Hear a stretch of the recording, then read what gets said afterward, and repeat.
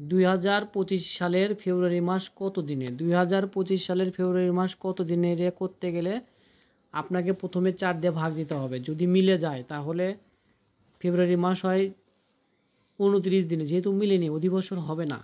তো ভাগ করলে দেখেন আমরা এইভাবে ভাগ করবো, ভাগ করার পরে ভাগ শেষ রয়ে যাবে। যদি ভাগ শেষ রয়ে যায় তাহলে ভাষাটা এইভাবে হবে, যেহেতু 2025 সালে 4 দ্বারা নিঃশেষে বিভাজ্য নয়, যেহেতু 2025 সালটি 4 দ্বারা নিঃশেষে বিভাজ্য নয়, সুতরাং 2025 সালটি অধিবর্ষর নয়।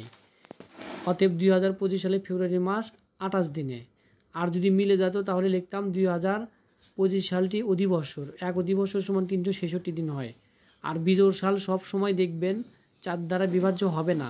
বিজোড় সালের ফেব্রুয়ারি মাস সব সময় আপনি দেখবেন মানে 28 দিনে হবে। এটা মিলাইয়ে দেখেন। এরকম অঙ্ক আরেকটা আসবে, আমরা করাবো। সেটা হলো একক ও দশক স্থানের অঙ্ক যদি শূন্য থাকে তাহলে 400 দ্বারা ভাগ করতে হয়। যেহেতু আমাদের এটা মানে বিজোড়, একক ও দশক স্থানে শূন্য নাই, তাই আমরা 4 দিয়ে ভাগ দিয়েছি। এটা হলো ফুল অঙ্ক, আপনারা একটু দেখে নেবেন।